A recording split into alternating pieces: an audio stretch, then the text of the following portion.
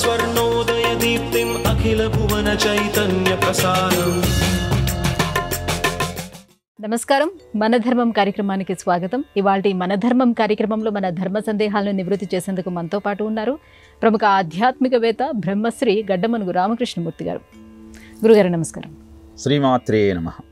గురుగారు, ధర్మదేవత వృషభ రూపంలో, భూమాత రూపంలో ఉన్నటువంటి గోమాతతో సంభాషించుకునేటువంటి అంశం భాగవతంలో వర్ణితమైంది. ఈ సన్నివేశం యొక్క అంతరార్థం ఏంటో తెలియజేస్తారా? కృష్ణావతారం ముగిసిన తరువాత కలియుగ ప్రారంభమైంది. కలియుగంలో ప్రజల అధర్మ వర్తన, అన్యాయపు ఆలోచనను భరించలేనటువంటి భూమాత తన కష్టాన్ని బ్రహ్మదేవుడితో చెప్పుకొని దానికి పరిష్కారం పొందాలన్న ఆలోచనతో గోమాత రూపంలో బయలుదేరింది. అదే సమయంలో ధర్మదేవుడు వృషభ రూపంలో గోమాతకు తారసపడ్డాడు. ఈ దృశ్యాన్ని మనం భాగవతంలో చూస్తాం. ఏమిటి అంతరార్థము అంటే, భూమి మీద ఉన్న ప్రజలందరికీ సకల సంపదలను ఇవ్వగలిగిన దేవతా స్వరూపం గోవు. ఇన్ని సంపదలను అనుభవిస్తూ సాధు గోమాత భరతభూ శ్వాసకోశ అద్దాని హింసించ ఉడికిపోదే వటపత్రముపై శయనించు వాని మనసు అని విశ్వనాథరావు అంటారు. అంటే గోవు ద్వారానే మన జీవితం గడుస్తున్నా సకల సంపదలకు ఆ గోవు యొక్క ఉనికియే కారణమవుతున్నా ఆ గోవును మనం పూజించలేకపోవటం మన దౌర్భాగ్యం. ఈ విషయాన్ని ప్రజలకు తెలియజేయాలన్న సంకల్పంతో భూమాత గోమాత రూపంలో ప్రతిసారి కష్టం వచ్చినప్పుడల్లా బ్రహ్మదేవుడి దగ్గరికి వెళ్తుంది. పురాణంలో ఎక్కడైనా భూమాత బ్రహ్మదేవుడికి తన బాధను విన్నవించుకోవాలి అన్న ఆలోచన కలిగినప్పుడు గోమాతగా బయలుదేరటం మనం చూస్తాం. ఇక వృషభము ధర్మానికి చిహ్నం. ఈ సంపదలను అనుభవిస్తూ గోమాత ఎలా అయితే వృషభంతో కలిసి తన సంతానాన్ని పెంపొందించుకుంటుందో, అలా ఈ సంపదలను అనుభవిస్తూ ధర్మాన్ని పాటిస్తూ నీ వంశాన్ని నువ్వు వృద్ధి చేసుకోవని చెప్పటమే ధర్మదేవుడు వృషభ రూపంలో రావటం. ఇక్కడ గోమాత అంటే భూమాత వృషభ దేవుణ్ణి ప్రశ్నిస్తుంది. తప శౌచం దయా సత్యం ఇది పాదా కృతే కృతాః అధర్మాంశో త్రయో భగ్నః స్మర సంగ మదైస్తవా. ఓ వృషభదేవా, ఓ ధర్మదేవా, నువ్వు కృతయుగంలో 4 పాదాల మీద నడిచేవాడివి. కానీ ఇప్పుడు 4 పాదాలలో 3 పాదాలైన తపస్సు, శౌచము, సత్యము, తపస్సు, శౌచము, దయ అంతరింపబట్టం వల్ల ఒక్క పాదం మీదనే మిగిలావు అని ధర్మము ఎలా తన ఉనికిని కోల్పోతుందో మనకు వివరించాడు వ్యాస భగవానుడు. అదే సమయంలో అక్కడికి కలి వచ్చి కైలాసాచల సన్నిభం బగు మహాగంభీర గోరాజమున్ కాలక్రోధుడు దండహస్తుడు నృపాకారుండు క్రూరుండు జంఘాలుండొక్కడు శూద్రుడాసురగతిన్ కారుణ్య నిర్ముక్తుడై నేలంగూలగదన్నె బంచితిలగా నిర్ఘాత పాదాహతిన్. ఆ కలి ఒక రాజు రూపంలో వచ్చి ఆ వృషభాన్ని ఒక్క తన్ను తంతాడు. ఇది ఏం చెబుతోంది అంటే, ఈరోజు సమాజంలో ఇంత అధర్మము, గోవు పట్ల అనాసక్తి, గోవుని హింసించే ఆలోచన కలగటానికి కారణం సమాజంలో ఉన్నటువంటి పరిస్థితులే. ఇలా అద్భుతమైన సామాజిక ఇతివృత్తాన్ని వృషభ గోమాతల రూపంలో ధర్మము, సంపద అన్న విషయాన్ని మన ముందు ఆవిష్కరించింది భాగవతం. తెలుసుకుందాం, గోవును పూజిద్దాం, జీవితాన్ని ధన్యం చేసుకుందాం. గురుగారు, మన సనాతన ధర్మంలో ఎన్నో సూక్తాలు ఉన్నాయి. అందులో గో సూక్తం యొక్క ప్రత్యేకత ఏమిటో తెలియజేస్తారా?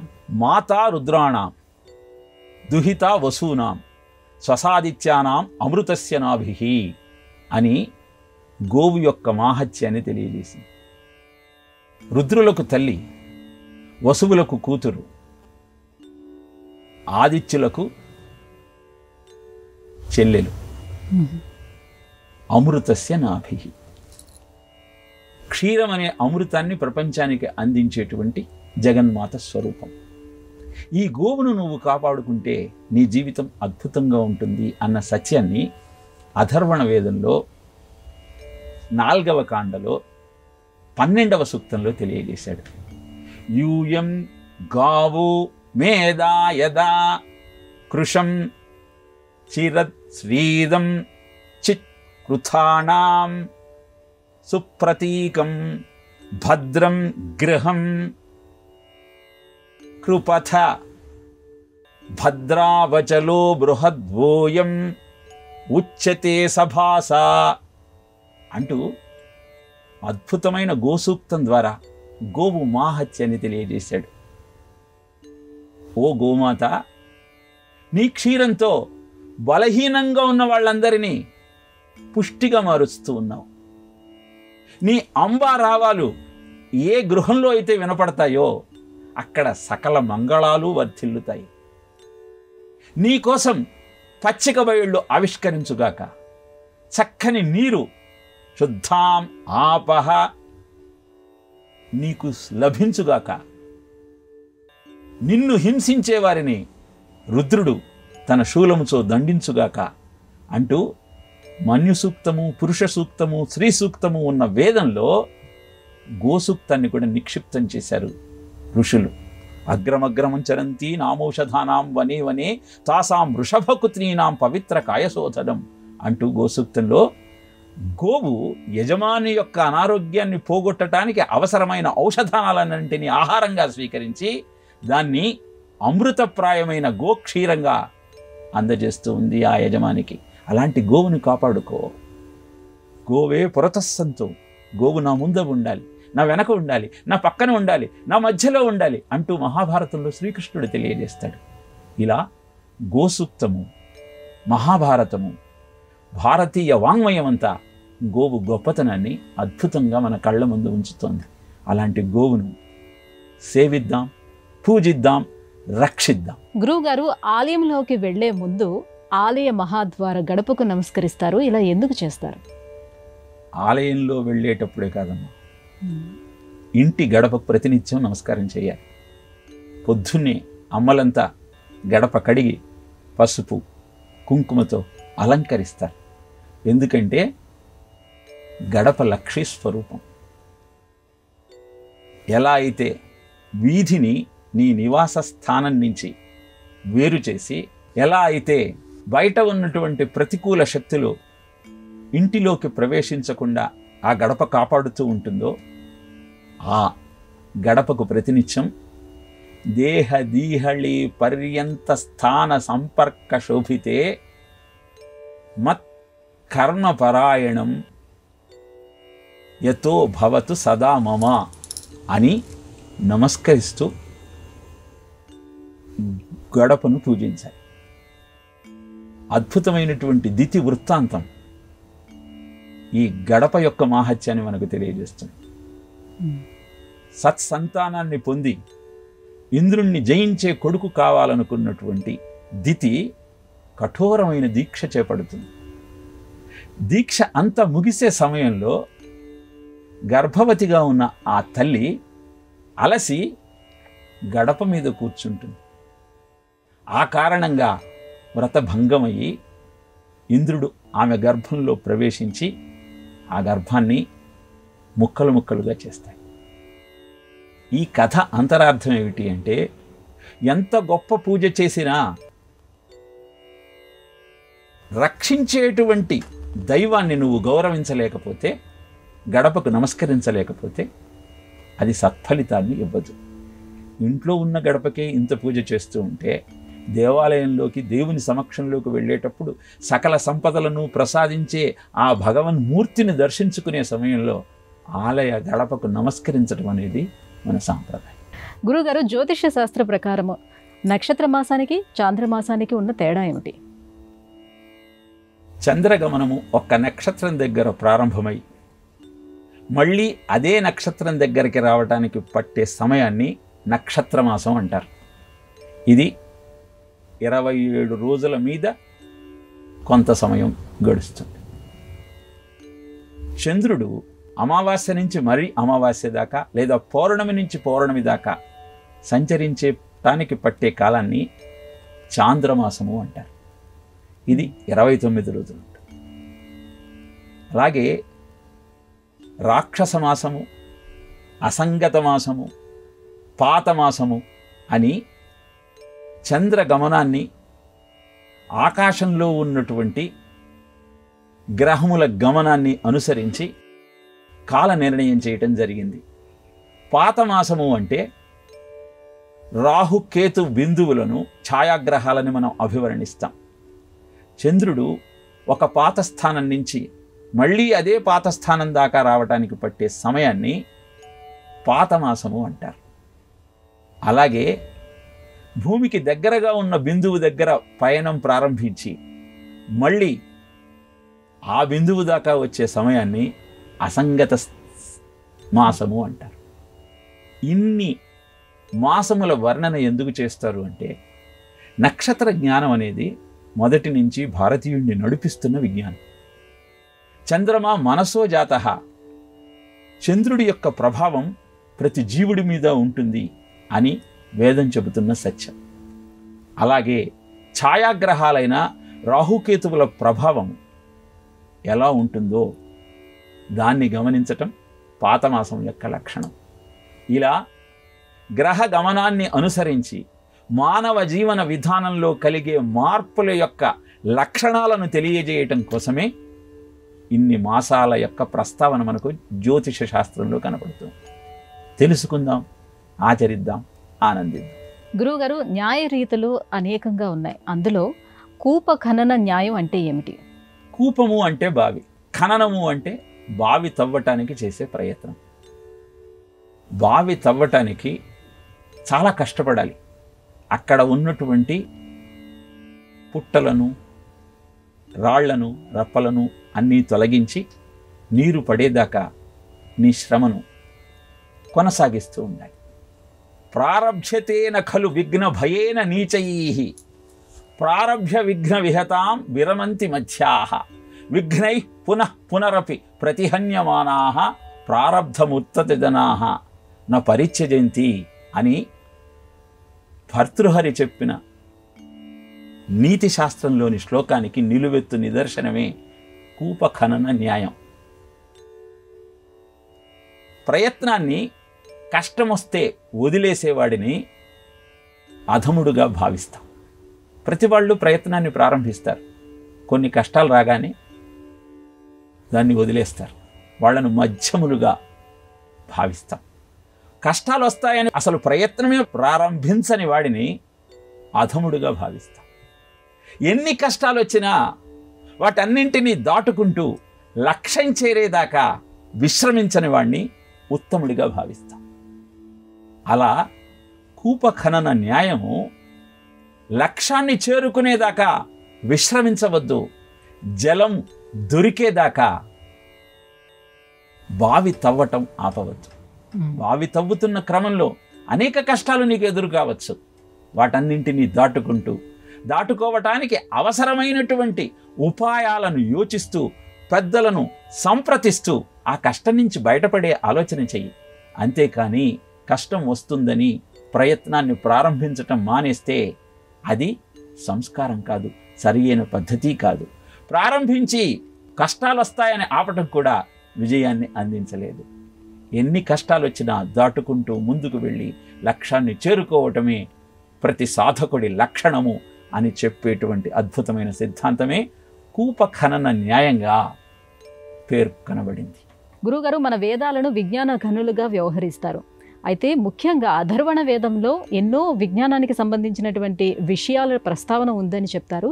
ఈ అంశాన్ని ఎలా విశ్లేషించుకోవాలి? అథర్వణ వేదంలో 5977 మంత్రాలు ఉన్నాయి. వైద్య రంగానికి అథర్వణ వేదం అద్భుతమైన విజ్ఞానం. పరిశీలించగలిగితే ఈనాడు మనం ఎదుర్కొంటున్న అనేక సమస్యలకు పరిష్కారం దానిలో చెప్పబడిన మంత్రాల ద్వారా, దానిలో వాడబడినటువంటి మూలికల ద్వారా మనం గ్రహించవచ్చు. ఏ వ్యాధులైతే ఈనాడు సమాజాన్ని పట్టి పీడిస్తున్నాయో, జ్వరము, కుష్టు, నేత్ర వ్యాధులు, నరాల జబ్బులు, కరోనా, ఇలాంటి అనేకమైన వ్యాధులను మంత్రాల ద్వారా మూలికలతో ఎలా నిర్మూలించాలో తెలియజేసింది. ఒక్కసారి వైద్య విజ్ఞానాన్ని మనం పరిశీలిస్తే అనేక సూక్ష్మజీవుల కారణంగా మనకు వ్యాధులు సంక్రమిస్తున్నాయి అన్నది నిర్వివాదాంశం. ఈ సూక్ష్మక్రిములనే యాతుధాన, అభిచార, రాక్షస, పిశాచ, భూత అన్న నామాలతో పేర్కొంది అథర్వణ వేదం. అభిచార అన్న శబ్దానికి అర్థము చరే భక్షతి, అంటే ప్రతివాడి లోపలికి ప్రవేశించి వాడి ఆరోగ్యాన్ని హరించే తత్వము కలిగినది అని అభిచార అన్న శబ్దానికి అర్థం. నిజానికి కృత్య అని దుర్వాసుడు అంబరీషుడి మీదకి ప్రయోగిస్తాడు ఒక శక్తిని. ఈ అభిచారానికి ఆ కృత్య ఒక ఉదాహరణగా చెప్పవచ్చు. కృత్య అన్నది ఒక ఆయుధం. శిల, శూల, విష ఇవన్నీ కలిపినటువంటి ఆయుధమే కృత్యగా పేర్కొనబడుతుంది. లోపలికి ప్రవేశించి నీ ఆరోగ్యాన్ని దెబ్బతీసేటువంటి సూక్ష్మజీవినే మనం కరోనా అన్నాం. ఇలాంటి వ్యాధి నుంచి బయటపడాలి అంటే తులసి, సరస్సు, హింగు ఇలాంటి మూలికలతో మంత్రములను అనుసంధానం చేసి ఎలా వ్యాధిగ్రస్తుణ్ణి వ్యాధి నుంచి రక్షించాలో అథర్వణ వేదంలో తెలియజేయబడింది. అలానే రాక్షస అన్న శబ్దానికి రాత్రౌ క్షిణోతి ఇతివా అని నిర్వచనం. రహస్యంగా కుడుతూ బాధ పెట్టేది, రాత్రిపూట కుడుతూ బాధ పెట్టేది. ఇలాంటి సూక్ష్మజీవుల యొక్క ప్రస్తావన రాక్షస, భూత, ప్రేత, పిశాచ అన్న శబ్దాల ద్వారా ఉటంకిస్తూ వాటి నుంచి బయటపడటానికి అవసరమైన మూలికల ప్రయోగాన్ని మంత్రశక్తితో అనుసంధానం చేస్తూ ఎలా ప్రజలను కాపాడాలో అథర్వణ వేదం తెలియజేసింది. గురుగారు, మనిషి ఎన్ని రకాల పాపాలు చేస్తాడు, వాటిని ఏ రకంగా తొలగించుకోవాలి? మనోవాక్కాయ కర్మలతో మనం పాపాలను ఆచరిస్తూ ఉంటాం. ఈ మూడింటితో మనం 10 రకాలైన పాపాలను చేస్తామని శాస్త్రవచనం. మొట్టమొదట శరీరంతో. అపాత్ర దానం. దానం చేసేటప్పుడు ఎదుటివాడి పాత్రతను గమనించి దానం చెయ్యాలి. ఎందుకంటే కర్త కారయితా చైవ ప్రేరకస్య అనుమోదక సుకృతం దుష్కృతం చైవ చత్వారి సమభాగినః అని చెబుతుంది శాస్త్రం. చేసినవాడు, చేయించినవాడు, ప్రేరేపించినవాడు, ఆమోదించినవాడు, ఈ నలుగురికి ఆ సత్కర్మలో అయినా దుష్కర్మలో అయినా భాగం సమానంగా ఉంటుంది. అందుకే అపాత్రదానం చేయకూడదు. 2, అకారణ హింస. వేదాలలో మనం యజ్ఞయాగాది క్రతువుల గురించి తెలుసుకున్నాం. ఆ యజ్ఞయాగాది క్రతువులు చేసేటప్పుడు పశువును బలియించి ముక్తి ప్రసాదిస్తాం. అది చేయవచ్చు. కానీ వెళుతూ దారిలో కనపడ్డ కుక్క దాని మీద ఏ రాయో వేసి హింసించటం అకారణ హింస. బావి నుంచి ఏదో తొండ కనపడుతుంటే దాన్ని హింసించి చంపేయాలనుకోవటం అకారణ హింస. ఇది కూడా పాపాన్ని ఇస్తుంది. అలానే పరస్త్రీ గమనం, ఇది కూడా శరీరంతో చేసేటువంటి పాపం. శరీరంతో 3 రకాల పాపాలు. తర్వాత వాచకం. వాచంతో సత్యమును చెప్పకుండా అసత్యం చెప్పటం. సత్యం బ్రూయాత్ ప్రియం బ్రూయాత్ నబ్రూయాత్ సత్యమ ప్రియం ప్రియంచ నానృతం బ్రూయాత్ ఏష ధర్మ సనాతన అని చెప్పింది. సత్యమే చెప్పు, చెప్పిన సత్యాన్ని ఎదుటివాడికి ప్రియంగా చెప్పే ప్రయత్నం చెయ్యి. ఇది పరుష సంభాషణ కింద వస్తుంది, అది కూడా పాపం.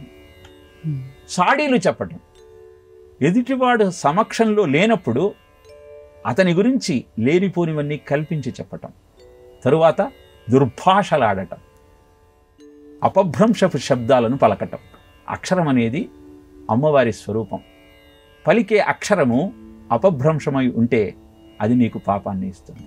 ఇక మనస్సుతో పరద్రవ్యాన్ని ఆశించటం, పరుణ్ణి హింసించాలని యోచన చెయ్యటం, ఇవన్నీ కూడా 10 రకాల పాపాలుగా చెప్పబడ్డాయి.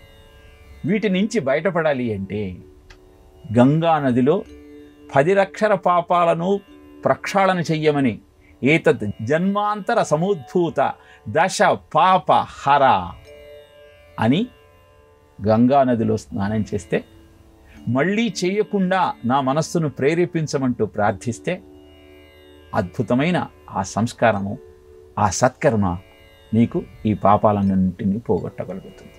అదే మానవుడు చేసే 10 రకాల పాపాలు, వాటిని తొలగించుకోవటానికి చేసేటువంటి సత్కర్మాచరణ. గురుగారు, ఇవాళ మన ధర్మం కార్యక్రమంలో మాకు వచ్చినటువంటి ఈ ధర్మ సందేహాలన్నీ కూడా నివృత్తి చేసినందుకు ధన్యవాదాలండి. కృష్ణార్పణం. ఇది ఇవాళ మన ధర్మం కార్యక్రమం. రేపటి మన ధర్మం కార్యక్రమంలో మళ్ళీ కలుసుకుందాం. నమస్కారం. ఈ కార్యక్రమాన్ని తిరిగి చూడాలనుకుంటే www.youtube.com/@ETV Life Spiritual లో చూడవచ్చు.